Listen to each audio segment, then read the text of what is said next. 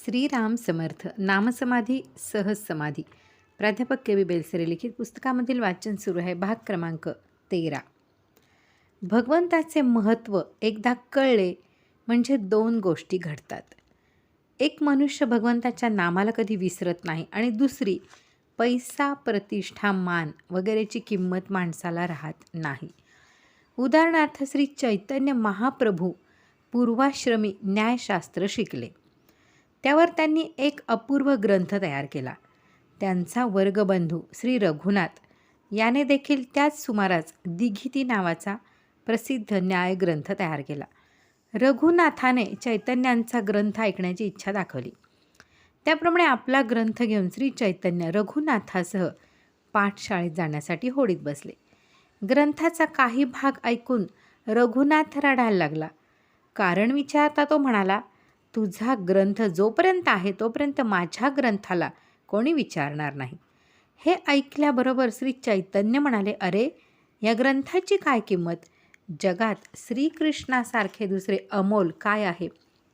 असे बोलून आपल्या ग्रंथाची पाने त्यांनी नदीमध्ये फेकून दिली. एक महान ग्रंथ नष्ट झाला, पण जगाला एक महान साधू मिळाला. भक्त हरिदास भगवंताच्या नामात इतके मस्त असत की रस्त्याने जाताना देखील नामाचा घोष करत जात.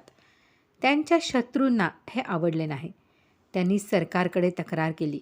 तेव्हा सरकारने शिपाई पाठवून हरिदासांना बेदम मारवले. हरिनाम बंद करा असे म्हणत शिपाई त्यांना वेत मारीत, पण तितक्याच जोराने ते नामोच्चार करीत.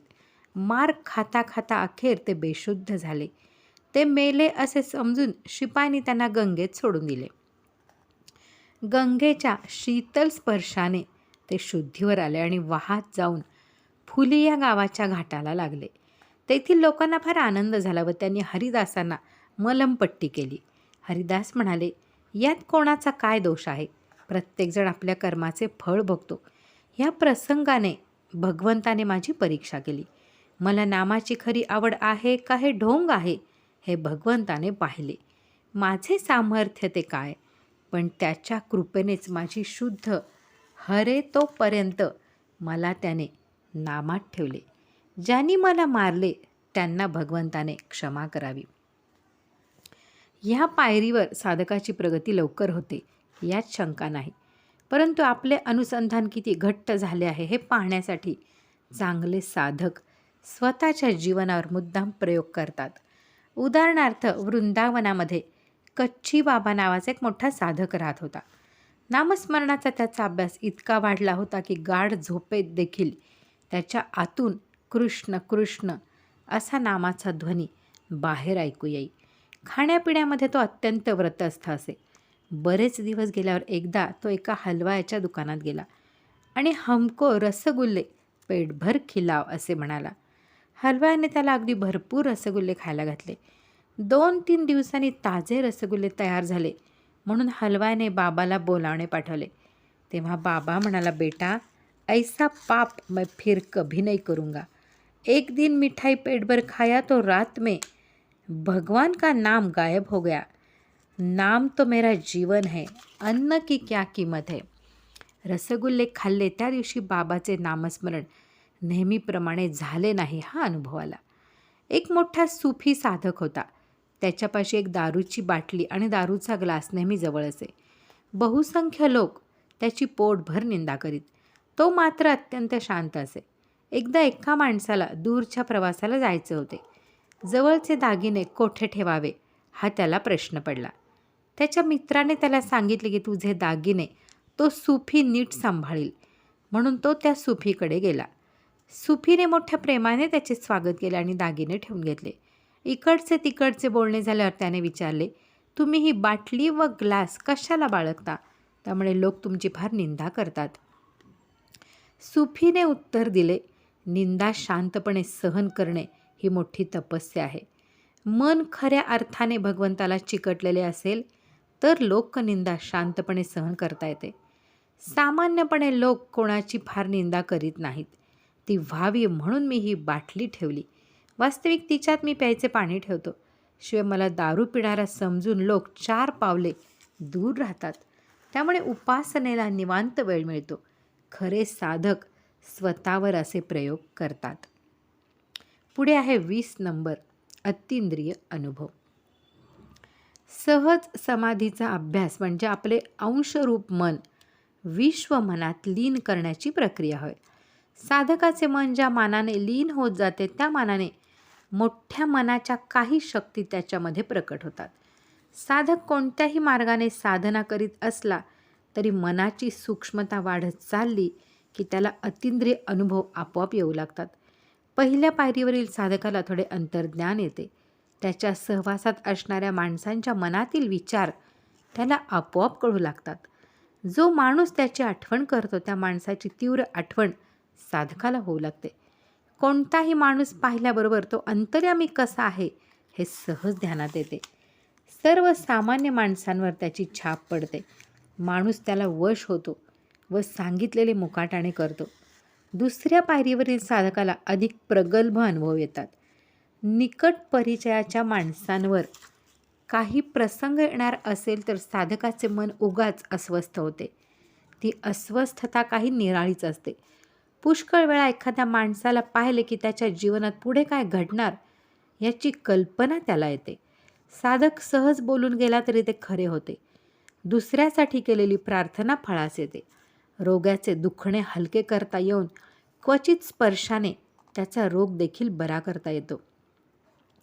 जंगली पशु, मारकी जनावरे, पक्षी आणि गुन्हेगार माणसे सहज वश होतात. पुष्कळ वेळा सुंदर काव्य स्फुरते. काही प्रसंगी आपोआप ग्रंथलेखन होऊन जाते तर काही वेळा विलक्षण ज्ञान तोंडावाटे बाहेर पडते. स्वतःपाशी असलेले सगळे देऊन टाकले तरी कधी कमी पडत नाही. थोड्या अन्नात बरेच लोक जेवायला घालता येतात. ज्यावेळी पैसा जरूर असतो त्यावेळी तेवढा न मागता हाती येतो व अडचण निवारण होते. कठीण प्रसंगी सगळीकडे अंधार दिसत असता अनपेक्षित मदत मिळते आणि संकट निवारण होते. साधकाचा अभ्यास घट्ट असेल तर मर्जीने सूक्ष्म देहाने तो बाहेर राहू शकतो. आपण केव्हा जाणार हे कळल्याने त्याला मृत्यूचे भय उरत नाही.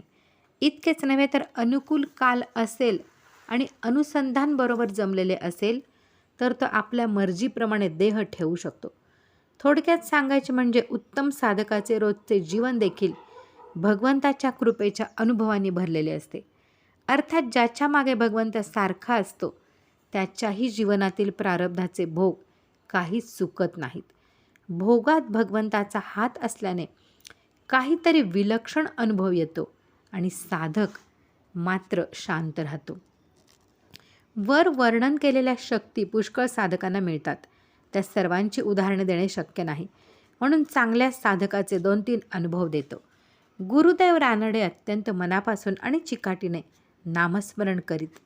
काही काल असे साधन झाल्यावर कोणीही व्यक्ती पुढे आली की तिच्या संबंध जीवनाचा चित्रपट त्यांच्या डोळ्यापुढे दिसू लागे. ह्यामुळे ते फार अस्वस्थ झाले.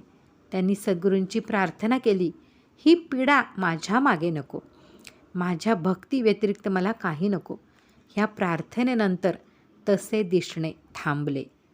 मोगलाईत अलीकडेच एक उत्तम वारकरी साधक होऊन गेले.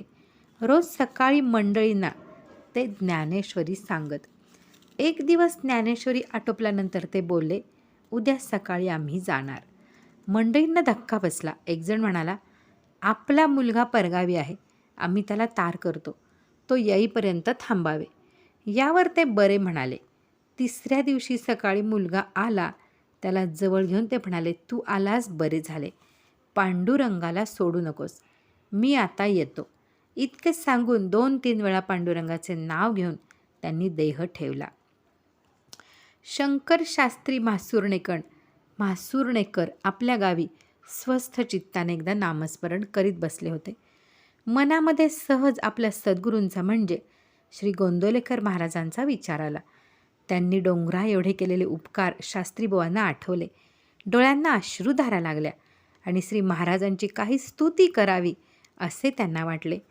पण कवित्व शक्ती नसल्याने त्यांना फार वाईट वाटले आणि दिवसभर ते अगदी उदास राहिले. नित्याप्रमाणे भजन व आरती आटोपून ते झोपी गेले. पहाटेच्या सुमारास त्यांच्या स्वप्नात श्री महाराज दिसले.